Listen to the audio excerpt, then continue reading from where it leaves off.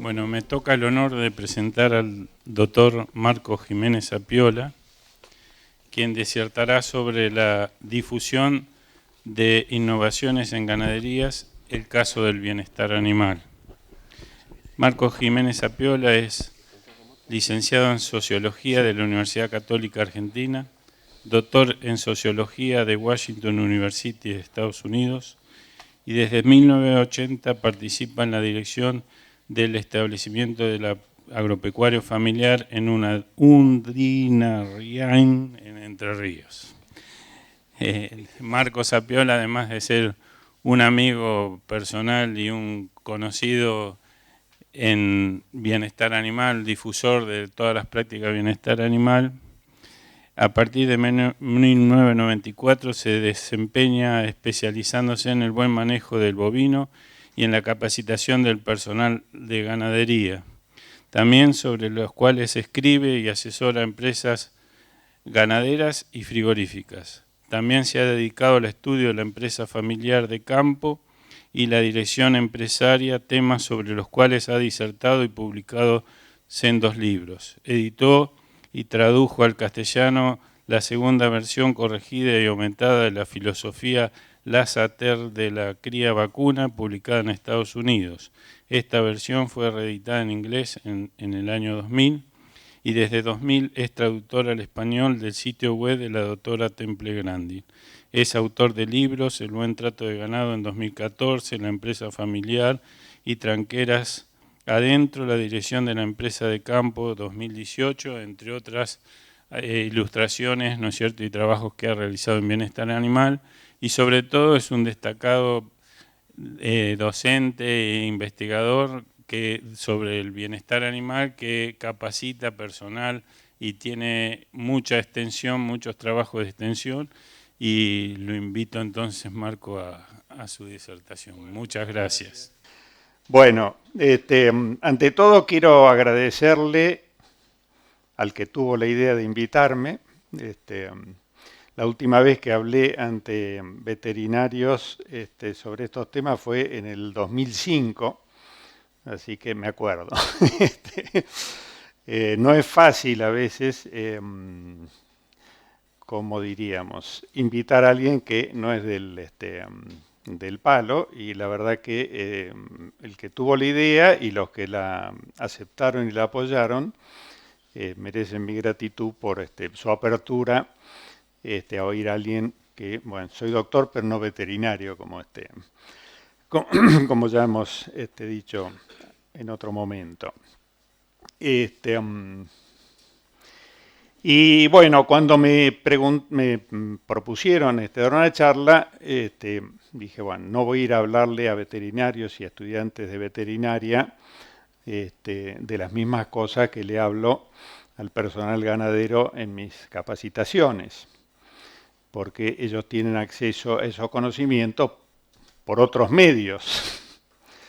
Pero lo que sí puedo hablarles, y me dio cierto trabajo preparar esta charla, es sobre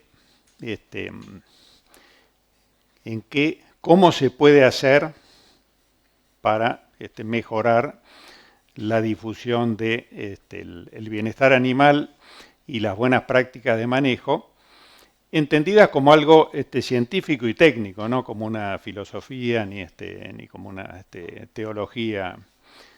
Cada cual tiene sus ideas y tiene sus valores y tiene derecho a ellos, pero bueno, hay ciertas cosas que la ciencia ha demostrado que son malas y otras que no son tan malas. Entonces, para progresar mejor que generalicemos las que no son tan malas.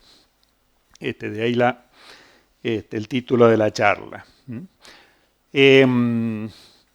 Bueno, acá ganadero y asesor. Desde el año 80 me dedico a la ganadería, dejé la sociología, que fue una de las mejores cosas que me pasó en la vida, porque con el tiempo me di cuenta de varias cosas. Una de ellas es que, bueno, la sociología me servía muchísimo más de lo que yo pensaba. De hecho, competía con gran ventaja con un montón de ingenieros agrónomos, veterinarios y demás yerbas que, sin saberlo quizás, hacían sociología. Bueno, yo me había preparado para eso, de modo que tenía alguna ventaja. Pero lo mejor de todo es que la sociología trata sobre personas, sobre grupos sociales, sociedades y demás, y básicamente lo que trata de ver es la diferencia entre la apariencia y la realidad. O sea, lo que la gente dice y lo que la gente hace. Que bueno, es básicamente el objeto de la sociología es eso, es determinar por qué la gente dice que hace o que va a hacer algo y después no lo hace. Y descubrí con el tiempo que con la vaca ese problema no existe. O sea, la vaca no habla, pero si uno entiende a la vaca y se comunica correctamente con la vaca cumple con su palabra.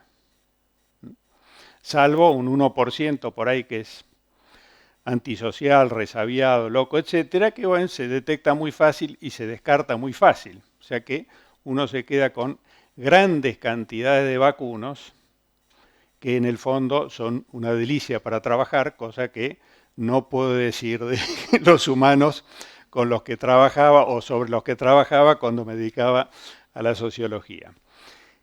Mi experiencia inicial es como ganadero y de ahí empecé a preocuparme por el tema, digamos, no del bienestar animal en sí, porque no existía en ese momento, sino cómo trabajar mejor. Porque lo que yo veía, no siendo tampoco del palo ganadero, digamos, yo empecé en ganadería a los 34 años, ya estaba hecho, digamos, ¿no? Lo que yo veía es que se hacían cosas que eran irracionales, y con mi formación científica decía, bueno, esto, ¿por qué hace la gente las cosas así? Y por qué toma como natural cosas que no tienen mucho sentido.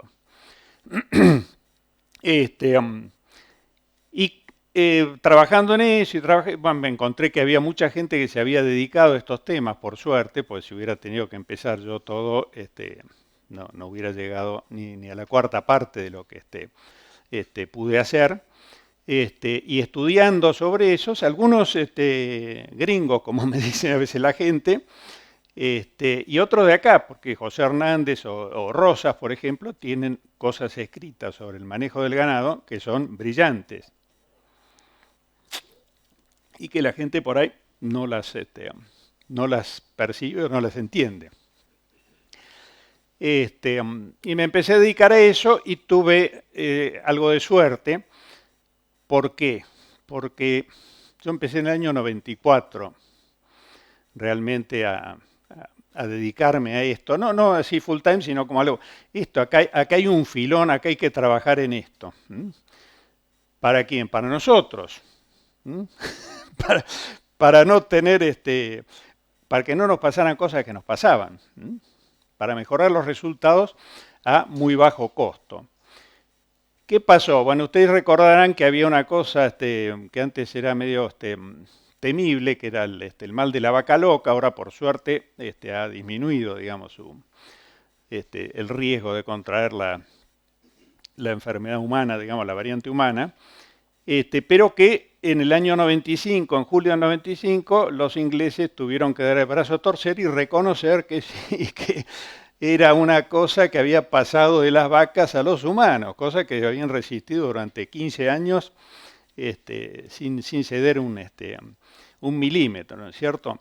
Y a partir de eso, más algunos cambios que pasaron en el GATT y la creación de la Organización Mundial de Comercio y la globalización y todo lo demás, cambió notablemente el funcionamiento de la ganadería a nivel y de la producción de carne a nivel general. O sea, la Unión Europea dejó de ser una fábrica de excedentes de leche en polvo, de manteca, de carne y de trigo, de todo lo que se comiera lo fabricaban subsidiado y después lo tiraban en los mercados en los cuales teníamos que vender nosotros.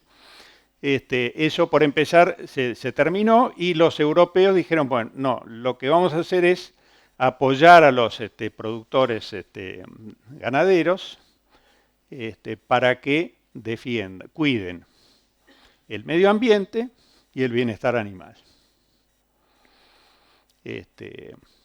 Esa fue una de las grandes corrientes que abrió, digamos, este tema. Después también terminaron con todas las trabas que había con el tema de la fiebre aftosa, con vacunación, que bueno, ahora ya es, no diríamos que es un relajo, pero en comparación a lo que era en la época en que yo empecé a ser ganadero, realmente la apertura comercial que tiene la carne, no solo de la Argentina, del Brasil, de Paraguay, de Uruguay y de muchos otros países, era algo impensable. O sea, nosotros competíamos en el mercado llamado aftósico, entonces le vendíamos carne a Egipto, a Libia, no quiero con esto desmerecer esos países, pero como mercado la verdad que son mucho menos interesantes que Estados Unidos, la Unión Europea o el Japón, a los cuales tenemos acceso ahora.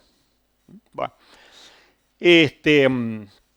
la cuestión es que agarré, como les decía, esa onda, estaba yo ahí tratando de hacer la plancha y la ola me llevó a esto. Entonces, ¿qué es esto? Bueno, ahí ven ese número, a ver si podemos.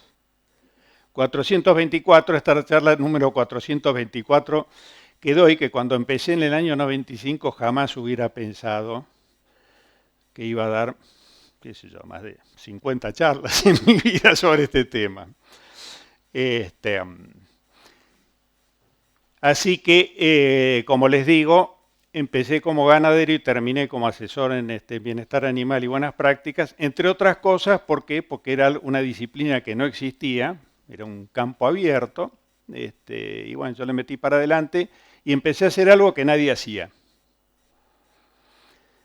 que es ir a enseñarle a la gente que trabaja con el ganado.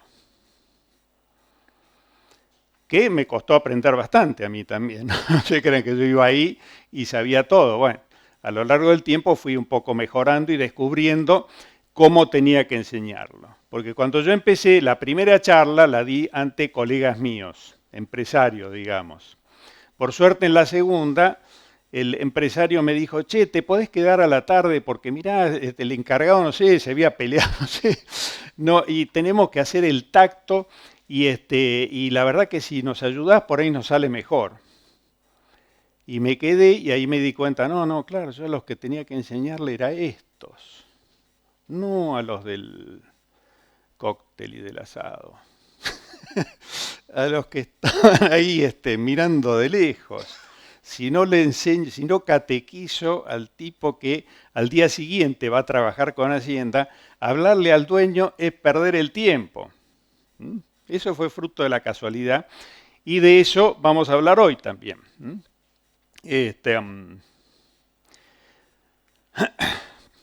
¿Por qué cuesta avanzar en bienestar animal y buenas prácticas de manejo del ganado? La verdad que cuando yo empecé creí que nos iba a ir mucho mejor en la Argentina con estos temas y lo que veo es que otros países, pero no otros países, Alemania o Francia o el Reino Unido, no, Uruguay, Paraguay, Brasil, ni hablar de Chile, pero nos han sacado una delantera que son años. Me acuerdo que una vez me preguntaron en Uruguay, y no, ustedes nos llevan por lo menos 5 años. Y bueno, esto era hace como 10 años. Bueno, ahora yo creo que, no sé, nos llevan un poco más de tiempo. Entre otras cosas, ¿por qué? Bueno, porque en cuanto desapareció la presión, digamos, del mercado de exportación sobre la carne argentina, sobre los frigoríficos argentinos, más o menos en el año 2006, y se premió notablemente la producción para el consumo interno, este tipo de cosas como bienestar animal, bueno, el tema de la inocuidad también, estoy seguro, se fueron a los caños, literalmente. Porque lo único que importaba era carne barata. Y así, bueno, no quiero meterme en su tema, pero nosotros tenemos un una mochila atrás, que es el síndrome urémico hemolítico, que es producto de la Escherichia coli, donde somos campeones mundiales, todavía lo somos, ¿no es cierto? Nadie dice nada, porque claro, no es muy prestigioso ese lauro, ¿no es cierto? ¿Y de dónde surge eso? Y surge de las condiciones informales en que se produce la carne que llega a la mesa de los argentinos. Bueno, si se muere gente o se enferma y queda muy mal realmente por enfermedades como esas, imagínense la importancia que puede haber tenido el tema del bienestar animal. Bueno, esta foto después se la voy a demostrar. Lo peor de todo, y esto sí es por ahí importante para los que están en la práctica veterinaria, es que con el maltrato no gana nadie. O sea, hay muchas cosas que se hacen mal porque hay un negocio atrás. Ahora, yo hasta ahora no conozco a nadie que gane con el maltrato, digamos, que se beneficie con cueros destruidos, machucones, etc. O sea, eso es pérdida pura. Les voy a mencionar así muy abuelo de pájaro, porque como le digo, estas son cosas que si yo se las tengo que explicar a un peón de caballo, le tengo que mostrar la foto y le tengo que mostrar algún número para que me crea. Pero bueno, ustedes tienen acceso a otra fuente de información, así que, como les digo, voy a pasarle medio rápido. Las principales, digamos, que fueron las que motivaron mi ingreso, digamos, a una cuasi profesión, digamos, en este tema, son las pérdidas animales. O sea, cuando la Argentina volvió a la exportación en el año 2003, se encontró con que, bueno, Estados Unidos mandó una auditoría y tachó a varios frigoríficos, algunos de ellos muy importantes, no eran boliches. ¿Por qué? Y bueno, porque mataban de cierta forma, que era inaceptable, porque tenían esto, porque tenían lo otro. Entonces descubrieron que, entre otras cosas, tenían que empezar a enterarse de que existía el bienestar animal, y ahí empecé a tener, no sé si un monopolio, pero por lo menos un nicho, ¿no es cierto? Esta es la puerta de entrada. Los uruguayos en el año 2003 empezaron a hacer auditorías y empezaron a medirlo, lo cual es una gran ventaja porque, bueno, si uno no mide algo no lo puede controlar, ¿no es cierto? Las pérdidas animales que primero salieron a la luz son las pérdidas que pasan entre el transporte y la faena. Y los uruguayos encontraron que más o menos perdían unos $15 por cabeza entre machucones y carne oscura. Es el famoso problema del pH que no baja. Y eso más o menos se ha mantenido. Es engañoso porque $15 a los precios de 2003 era más o menos el doble de kilos que se perdían, ¿no? Pero $15, y no sé si nosotros estaremos mucho mejor que eso, a precios nuestros son, pongámosle 650 pesos por cabeza, pongámosle una tropa de 40 cabezas, son 27.000 pesos. Bueno, ese es un sueldo, ¿no es cierto? Y si perdemos cada vez que mandamos una tropa a faena, perdemos más o menos eso, y la verdad que se nos está... Una vez se va por la ruta y ve un camión de granos que va perdiendo y dice, ay, lo que están perdiendo y no se dan cuenta. Bueno, nosotros también perdemos mucho y no nos damos cuenta con los machucones y la carne oscura. Pero también hay otras pérdidas antes de llegar a ese momento. O sea, el destete...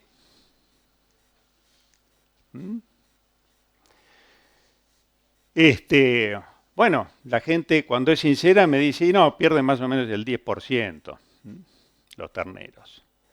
Y ahí no contamos lo que pierde la vaca, porque la vaca también pierde. Y uno, si lo piensa, el destete es algo natural, no estamos haciendo algo contra la naturaleza del vacuno. No van a venir con la cuarta libertad para decir, no, es un comportamiento antinatural esto. No. Los mamíferos de todas las especies destetamos a nuestras crías. El asunto es cómo lo hacemos. Hay forma de hacerlo Y por suerte en otros países se han estudiado, hacen montones de estudios y más o menos miden. Y está visto que si el destete, en vez de hacerlo todo de un saque, como se hace normalmente, y como yo mismo lo hacía cuando era un poco más bruto,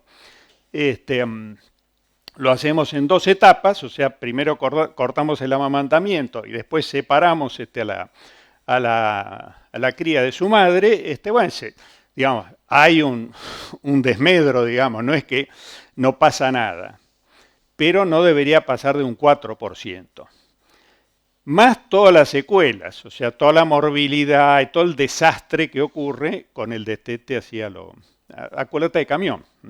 Bueno, preñez. Bueno, por suerte, acá en esta universidad hay no sé si está Adrián Batter, que desde que supe de su obra siempre lo volanteo, porque cuando me dicen, bueno, ¿esto cómo se mide? Bueno, mire, no, hay gente ahí en Tandil que lo ha medido esto. No es un estudio así experimental, pero es un ensayo que es bastante ilustrativo de cómo ciertas prácticas en la inseminación a tiempo fijo producen mejores resultados que otras. Y en general las otras son las prácticas tradicionales, o sea, trabajar a los gritos, a los palos, con perros, etc. Y la diferencia es muy importante. O sea, no es un poquitito, no, es muy importante y en una técnica que es bastante cara como la IATF, bueno, eso se mide ahí. Ahora, en lo que no medimos, o sea, el maltrato de las vacas comunes y silvestres y con el servicio común y silvestre, también ocurre, no sé cómo será el porcentaje. Pero lo que encontraba Batter, por ejemplo, bueno, es una diferencia de más o menos 20%, o sea, de 45 de preñez a 54 de preñez. Bueno, eso es el 20% más. Por cada 100 que preña el de manejo tradicional, el otro preña 120. Y en otros estudios daba diferencias mayores todavía. Bueno. Bueno, en engorde y en producción láctea no hay muchos estudios de aquí, lamentablemente, pero sí los hay en todo el mundo. Y está recontra demostrado que cualquier forma, digamos, no de maltrato, cualquier forma que altere la tranquilidad o la calma del animal, ya sea en el feedlot o en el tambo, deprime la producción y etcétera, digamos. Pero lo primero que se mide es eso. En el tacho hay menos litros. Después todo el resto, después qué sé yo, la preñan cada 480 días, bueno, también, ¿no es cierto? Pérdidas edilicias, ¿qué es esto? Y bueno, se rompen cosas. Yo voy a cualquier lugar y encuentro, y más o menos hago como diríamos, el diagnóstico. Bueno, acá pasa esto. ¿Por qué? Y porque está rota esa tabla. Esa tabla. ¿Cuál es esa tabla? Y bueno, es la tabla de arriba de la puerta que está atrás de todo. Bueno, por ahí es donde tratan de saltar los animales. ¿Por qué tratan de saltar los animales? Bueno, problema de mal manejo. Y lo peor, que esto lamentablemente no es muy tenido en cuenta, son las pérdidas humanas, no en mortalidad, digamos, pues en general no tenemos mortalidad en el trabajo del ganado. Pero sí tenemos, bueno, primero que es un esfuerzo tremendo. O sea, uno ve gente trabajando, por ejemplo en los feedlots, donde hay mucho flujo de trabajo, y la gente está destruida, está todo el mundo destruido. Uno de los empleos de mayor rotación, según tengo entendido, es el de encargado de feedlot. Que normalmente era un buen encargado de agricultura o de ganadería que, según el principio de Peter, lo ascendieron a su nivel de ineficiencia, se volvió loco y los tipos tiran la toalla y dicen, me voy de camionero, me voy de cualquier cosa, no quiero trabajar nunca más aquí. ¿Por qué? Y bueno, pues están todos destruidos por la carga laboral. Mayor desgaste, y esto no son en los feedlots. ¿Por qué tenemos jubilación a los 57 años en el campo? ¿Ustedes creen que por algún diputado se le ocurrió, bueno, vamos a ayudarlo a los peones? No. porque es un trabajo que es más desgastante. No digo que todo el mundo a los 57 años está acabado, pero mucha gente está, digamos, acabada en el sentido laboral mucho antes que los 65 años, que es lo de la edad de la jubilación común. ¿Y eso producto de qué es? Y uno, también le digo, así como veo los tablones rotos, veo gente que renguea, que tiene un brazo duro y demás, y normalmente ha sido por algún problema con el ganado, ¿no es cierto? Uno de los accidentes más frecuentes es atropellamiento por animales. ¿Y por qué pasa eso? Es por aplicar malas prácticas. Un animal no debería atropellarnos nunca. Esto no es tauromaquia, no estamos disputando una carrera a ver quién es más guapo.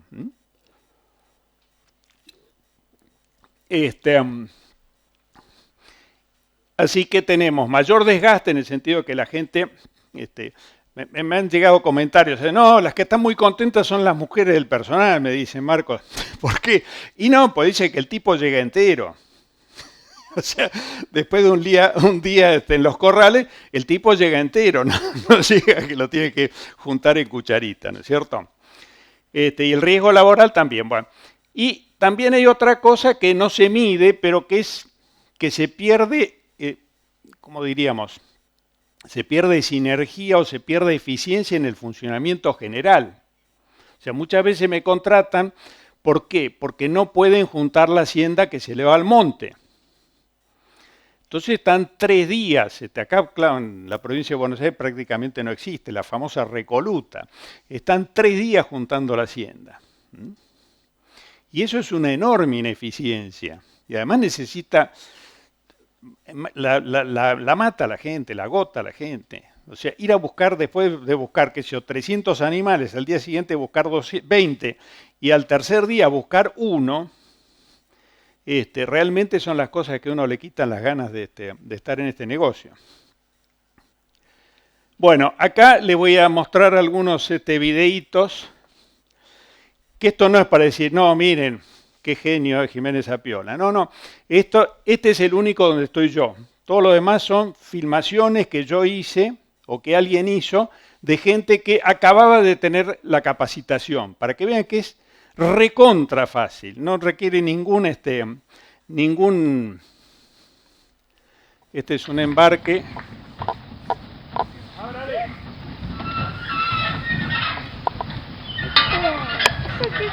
Y ahí voy yo.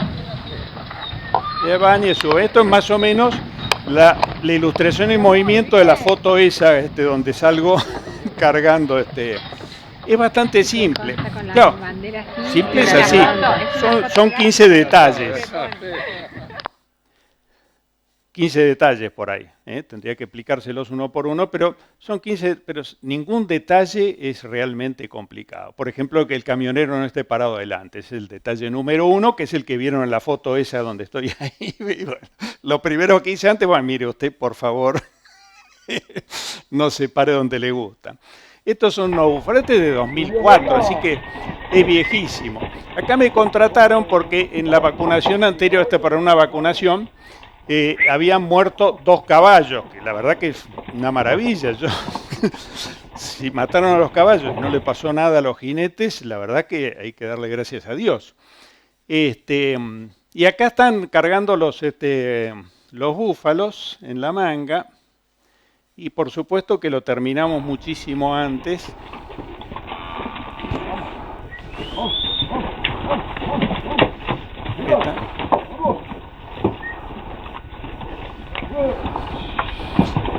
Bueno, esto dejé algunos atrás, Bueno, dejé algunos atrás porque pues la gente agarra y recontracarga y después resulta que están muy apretados y demás. Bueno, esto la verdad que es mucho menos trabajo y me acuerdo que el vacunador me dijo, no, la verdad que salió bastante rápido esto.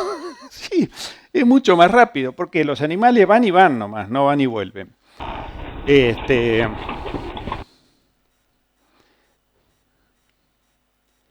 Esto es en un feedlot. La banderita quedó medio corta, pero bueno, tiene el toril con la puerta giratoria. Y bueno, y van. ¿Qué se oye? No se oye ni un mugido ni se oye ningún grito. Esos son otros dos detalles. Y van y nadie los apura y se meten solos. El otro detalle es que la puerta no la usamos como topadora. ¿Por qué?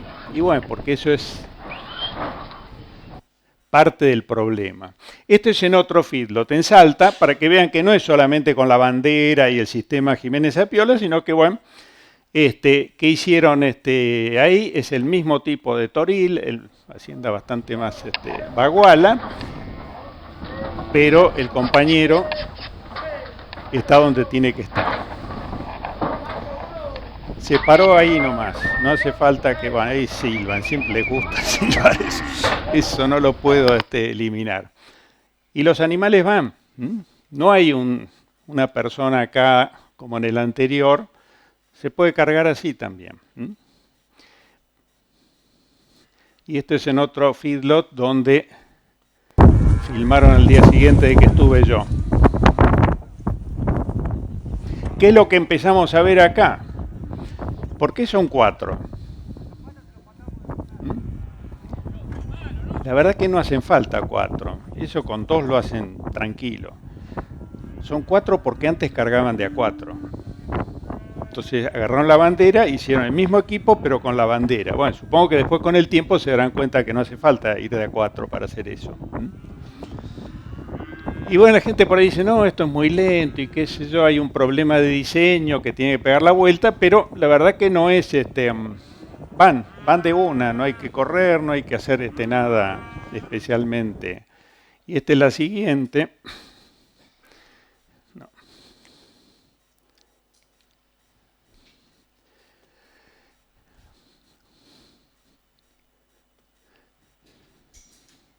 Acá no me obedece.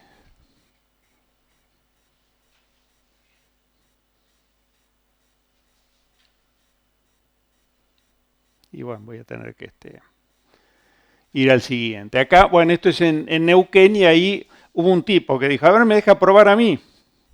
Entonces fue el tipo solo. Y espero, acá me empezó se me retó, ahí está.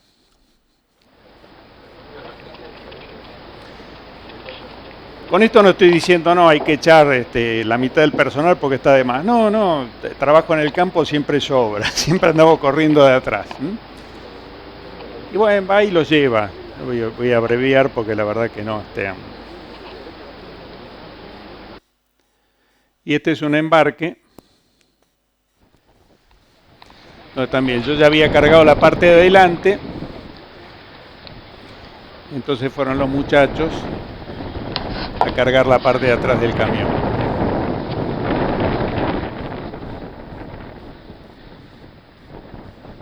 Y bueno, hay que esperar a que suban, ahí empezaron a subir. Van a subir de a una. Y van a subir al paso. No se arrime tanto. Ese es el otro detalle. ¿Por qué? Pues si nos arrimamos tanto se dan vuelta. Bueno, y con esto termino la parte. Acá tardaron 2 minutos 50, en el video está, no voy a esperar hasta el final porque... Pero dice, no, qué despacio van. Bueno, 2 minutos 50, hermano, ¿qué? No es una carrera de Fórmula 1 esto. Bueno, hay muchas otras formas de hacer esto y algunas deben ser mucho mejores. O sea, el bienestar animal no es no son los 10 mandamientos, no es nada que está ahí inscripto en una placa de mármol ni nada, sino hay muchas cosas que se pueden hacer y que básicamente apuntan a reducir el sufrimiento. Algunos procuran reducir el sufrimiento por muchas razones, como diríamos, ideológicas, valorativas o demás, pero creo que a todos los que estamos en la ganadería, en la producción de carne y en la producción de alimentos, como me enseñó acá el amigo, nos interesa porque el sufrimiento de los animales no nos beneficia en nada, no nos sirve para nada. Y las buenas prácticas de manejo, lo que procuran es trabajar con el bovino de acuerdo a la naturaleza del bovino, ¿no? De acuerdo a la naturaleza nuestra. Es bastante simple. El bovino tiene 3 reacciones que si las aplicamos, si las usamos, hacen el 90% del trabajo. Tiene una reacción de manada, tiene una reacción de seguimiento, o sea, de seguirse los unos a los otros, y tiene una reacción de mantenerse alejado de nosotros, algo que lamentablemente ha sido llamado como reacción de fuga, que no es correcto. O sea, se fugaban los bovinos 12.000 años antes. A partir de la domesticación, los bovinos lo único que quieren es tener cierta distancia de seguridad con respecto a nosotros. Si empiezan a fugarse y estamos trabajando mal, nos tienen demasiado miedo, no nos sirve eso. Como especie domesticada lo que justamente necesitamos es que no tengan una reacción de fuga, sino una reacción de respeto. Así que esa es la naturaleza del bovino, eso es lo que se vio en todos los videos. ¿Qué es esto? Y la verdad que es menos trabajo, es mucho menos ganancia y sobre todo es insertarnos en el siglo XXI, porque ahora hasta los chinos, que dicho sea entre nosotros son bastante bichos en las cosas que hacen, nos van a tomar examen de bienestar animal. Tema sobre el cual por ahí hace 20 años no tenían la menor idea, bueno, pero ahora salen a comprar en todo el mundo y saben que el mundo funciona así. Entonces, si queremos estar insertados en el mundo, más vale que trabajemos en esa línea. No solo porque los chinos, los europeos y demás, toda la parte institucional nos lo exige, y espero que algún día SENASA también y demás, sino porque la sociedad nos lo exige. Y en eso sí puedo decirles algo, porque cuando yo empecé en el año 94, 95, esto de tratar bien a la hacienda era también algo, voy a decir algo que es políticamente incorrecto, pero que era usual, era de maricones eso. Ahora uno dice esto y es discriminatorio, ¿no es cierto? Pero el tema, no, pero ¿cómo no me vas a pegar? ¿Qué te pasa? ¿No sos suficientemente macho? La idea es esa. Bueno, ¿y por qué cuesta tanto avanzar? ¿Por qué cuesta tanto que una cosa tan simple y tan llevadera como esta se generalice? O por lo menos se amplíe mucho más de lo que es hasta ahora. Bueno, acá voy a volver a la sociología, que algo me ha dado, y voy a volver al primer ejemplo, la segunda charla que di, como les conté, ¿no es cierto? La primera charla la di ante colegas, además, todo muy de igual a igual, y en la segunda di esa charla y a la tarde estuve trabajando con el personal de ese campo. Y recién a la tarde del segundo día, o de la segunda capacitación, logré algo. ¿Por qué es eso? Porque en el campo argentino, sobre todo en la ganadería, pero no solo en el campo argentino, existe algo que se llama el doble poder. Que esto no quiero meterme en problemas, pero fue un concepto que desarrollaron Lenin y Trotsky, aunque no lo crean, cuando hicieron la Revolución Rusa. Y que lamentablemente la sociología no lo incorporó lo suficiente, por lo menos con esa idea. La idea de que dentro de cualquier organización humana tiende a desarrollarse, aparte de la fuente de poder formal, digamos, originaria y demás, un contrapoder. Esto pasa en todos lados, no pasa solamente en la ganadería. Ahora están iniciando la tercera, ¿cómo se llama?, temporada de El Marginal, que no sé si ustedes lo ven. Yo lo que vi es un avisito nomás, donde sale uno de los jefes, digamos, de los presos, que está hablando con las autoridades y que el de la autoridad, todo así atildado, empacado, le dice, bueno, sí, yo sé que me dijeron que tengo que hablar con usted porque usted es un hombre de códigos. Y yo está hablando de poder a poder. Y eso pasa en todos lados, pasa en esta facultad y pasa en el campo argentino y sobre todo en la ganadería. Porque la gente dice, ¿por qué la ganadería es tan lenta en cambio la agricultura? Y bueno, pues en la agricultura hay menos doble poder. Digamos, en general la agricultura la hace gente que viene de afuera del campo a hacer lo que tiene que hacer. Cuando se hace todo por cuenta propia, en general sí hay doble poder. Pero en la ganadería sí se hace por cuenta propia y normalmente está el poder, digamos, de la empresa o de la dirección y después está el poder de los trabajadores, de los operadores concretos, o sea, los que yo le fui a ayudar, digamos, a la tarde del segundo día.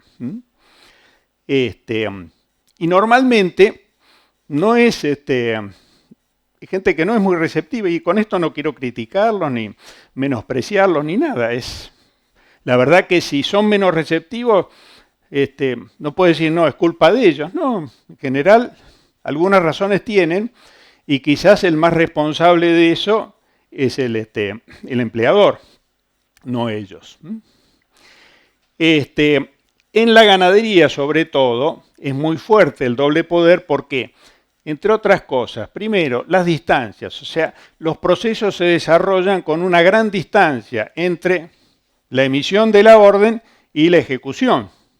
Y la verdad que es imposible saber qué es lo que hace la gente cuando sale al campo, salvo que uno tenga un proceso muy, muy bien organizado, que a veces ocurre.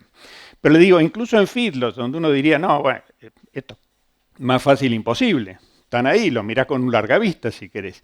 Aún así, en los feedlots, digamos, no voy a echar números, pero en muchísimos feedlots tienen el problema de la dirección y la ejecución, pero totalmente disociadas, y son los feedlots donde hay problemas.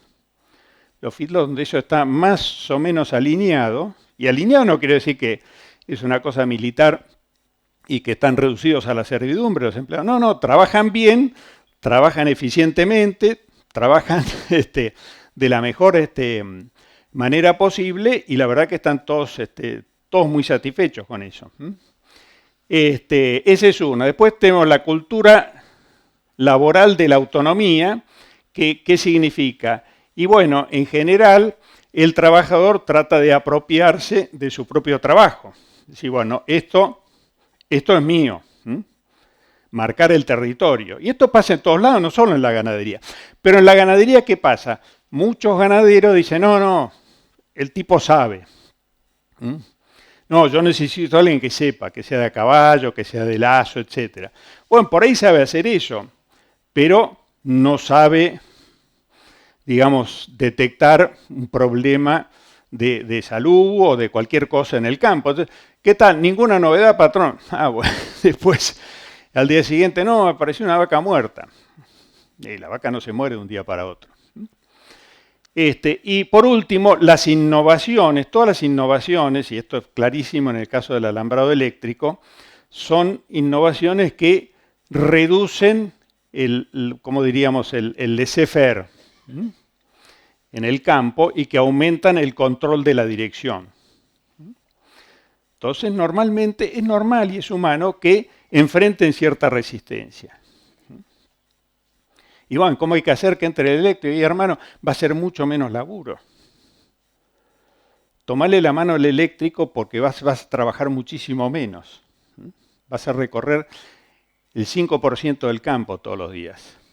No vas a estar siempre corriendo detrás de los problemas. Y lo mismo con el tema de las buenas prácticas y las banderas y demás hierbas.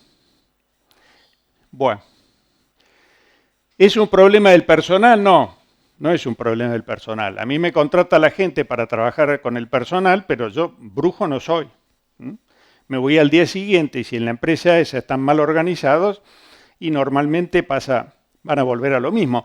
La misma Grandin dice eso, que a los 6 meses todos vuelven a the old ways, como dice, o sea, las viejas formas de trabajar. O sea que la empresa tiene que cambiar. Y lo que mucha gente a veces está dispuesta es a gastarse una fortuna en corrales sin cambiar la forma de trabajar. ¿Y qué pasa? Igual, corrales modernos con el sistema antiguo son peores que corrales antiguos con el sistema antiguo. Porque el sistema antiguo y el manejo antiguo son armónicos, digamos. Son malos, pero son armónicos. Ahora, si usamos los modernos, son mucho peores. Bueno, balance de 25 años. La verdad que pese a todo esto, la misma Temple Grandin me decía, sí, no, esto va muy despacio, es muy lento. No, no, pero Temple hace 20 años a vos te ridiculizaban. Se mataban de risa, no sé quiénes vieron la película, le hacían las mil y una. Ahora es algo aceptado. Es aceptado no solo porque McDonald's se metió y demás, toda la cultura general, incluso en un país como la Argentina, ya no acepta tan fácilmente el maltrato de los animales. Y eso no es porque la televisión hace campaña, pero yo he estado en ferias muchas veces, y bueno, ahora en las ferias a veces hay alguien que le pega a algún animal y se oye un murmullo, se oye la protesta. Antes era totalmente impensado eso. Lo que yo creo que tenemos que hacer muchísimo más y podemos hacer muchísimo más, y tenemos que tomar el ejemplo de los vecinos, los chilenos, los uruguayos, los brasileños que trataron de armar, poco como decía mi antecesor, armar algo que no es simplemente que viene SENASA o el gobierno y dice, bueno, a partir de ahora la ley es esta. Porque con ese sistema surge el doble poder y se hace lo que la gente quiere. Bueno, hay varios videos del tipo de estos, me pueden encontrar en YouTube, todos ponen mi nombre completo, hay un video en Farquip que es bastante bueno, muy reciente, que son 16 minutos, en 16 minutos está resumido todo lo que tengo para enseñarles sobre esto. También pueden buscarme en Facebook y en LinkedIn en la parte abierta al público o pueden mandarme un email. Y con esto termino y les agradezco mucho la atención prestada.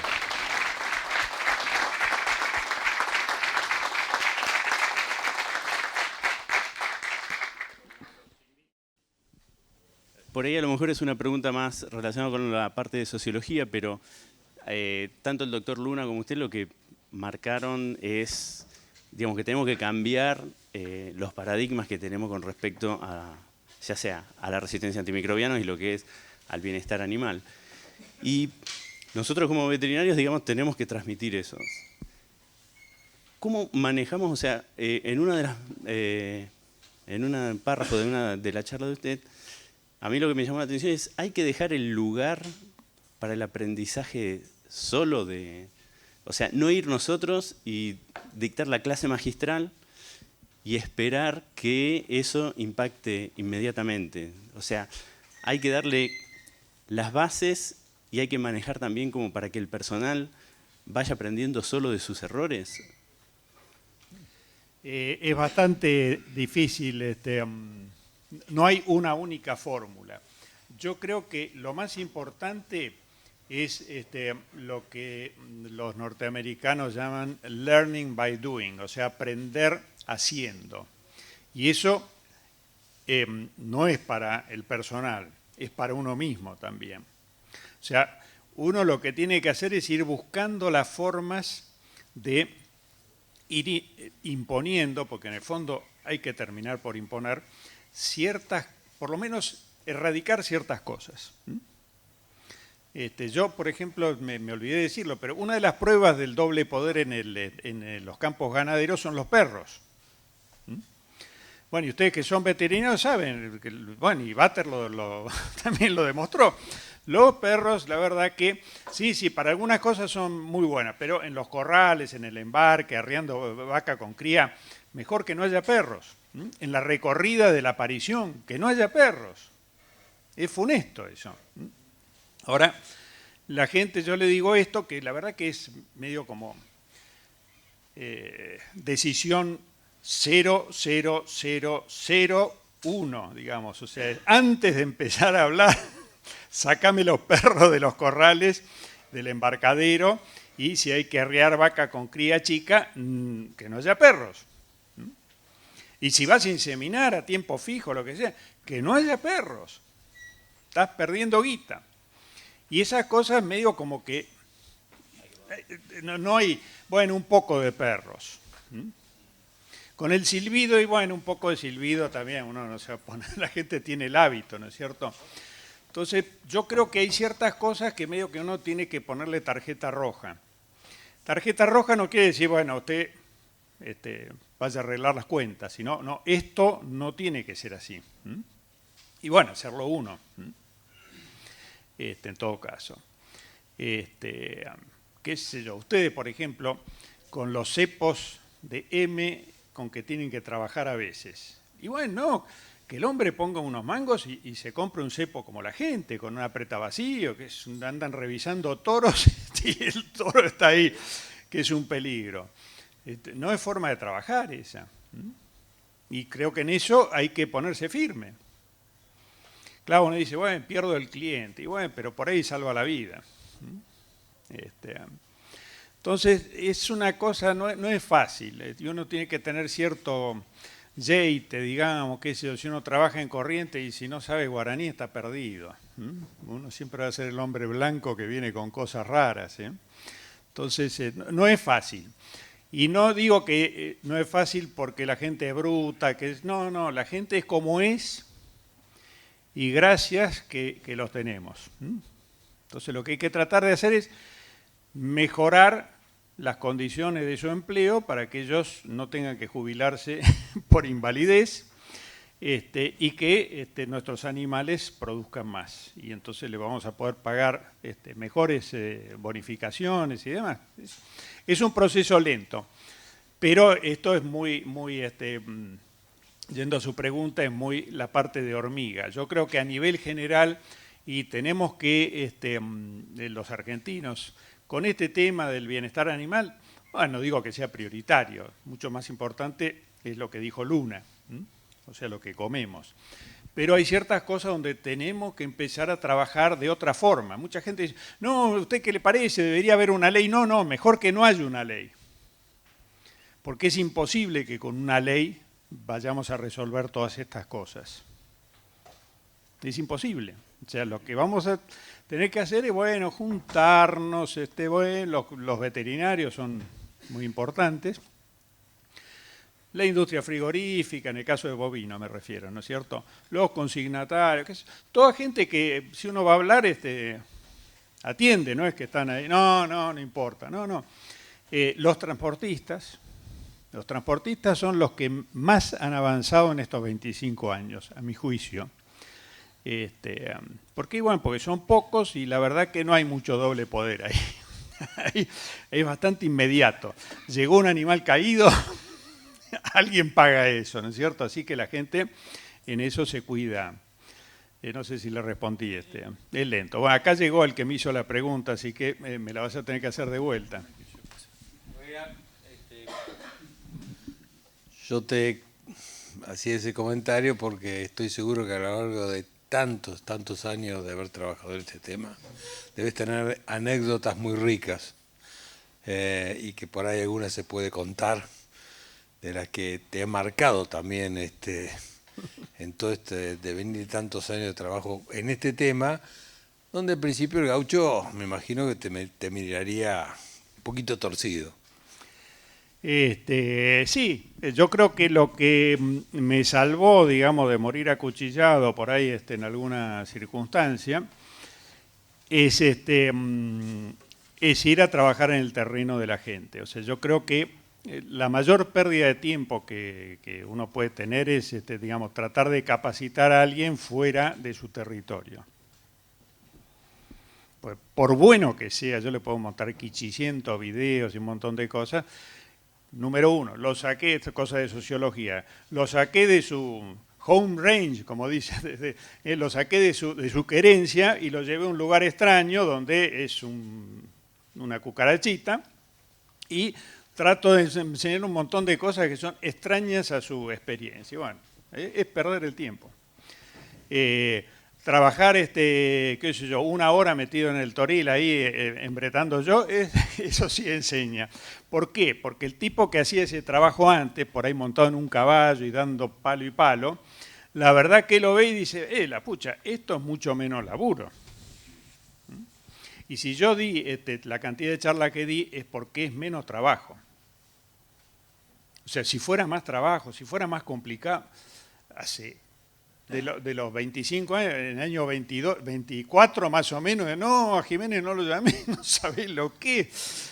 No, le llena, no, todo el mundo sale diciendo malas palabras, no quieren saber nada de nada. La gente quiere el mínimo esfuerzo, y la verdad que me parece una maravilla. La ley del mínimo esfuerzo, una maravilla me parece. Siempre y cuando uno consiga lo que quiere, ¿no? Tirarse panza arriba, ¿no es cierto? Entonces, bueno, yo creo que la demostración enriquece. Entonces, y venir de arriba, ya sea tipo ley, tipo resolución de Senasa o de Magoya, no sirve. Inmediatamente lo que genera, y eso sí es un hábito argentino. ¿Por qué? Porque ya está en la época de Martín Fierro, las leyes como la telaraña. La verdad es que la ley tiene mala fama y a veces bien ganada, a veces merecida. Entonces, digamos, poner reglamentaciones, yo creo que a la gente hay que entrarle por la cabeza y bueno, sí, la gente, uno va con esto y de todo, pero en general uno ve que el que está ahí medio recostado, en general el capataz es el number one, digamos, de los obstáculos a superar, digamos, es el tipo que además, como es conocedor, digamos, para capataz algo hay que tener, siempre hace las cosas de manera tal que me sea más difícil. Tipo, digo, junte un lote, agarre y lo junta en un callejón que está ahí, o sea que yo para sacarlos de ahí nomás tengo que ir ahí pisando huevos. No lo puso en un corral grande, o si no lo pone en un corral grande que es enorme. Bueno, ahora va a decir, siempre te lo hacen.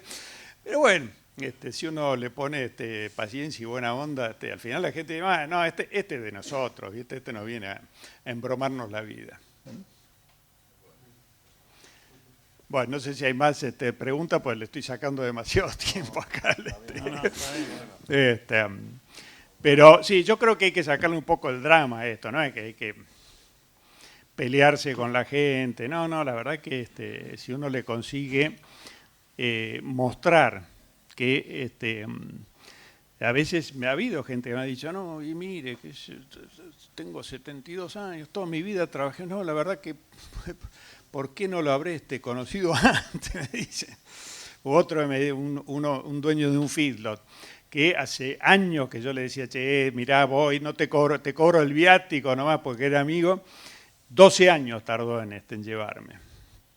Estábamos después del coso, de todo el circo, digamos, ahí comiendo el asado. Che, ¿qué te pasa, Santiago? ¿Estás tan...? Y no, estoy pensando en los 12 años que perdí. O sea, a veces hay gente que le cuesta, y no solamente el paisano, digamos, de a caballo, sino gente de arriba y dice, no, bueno, y no, ¿para qué me voy a complicar?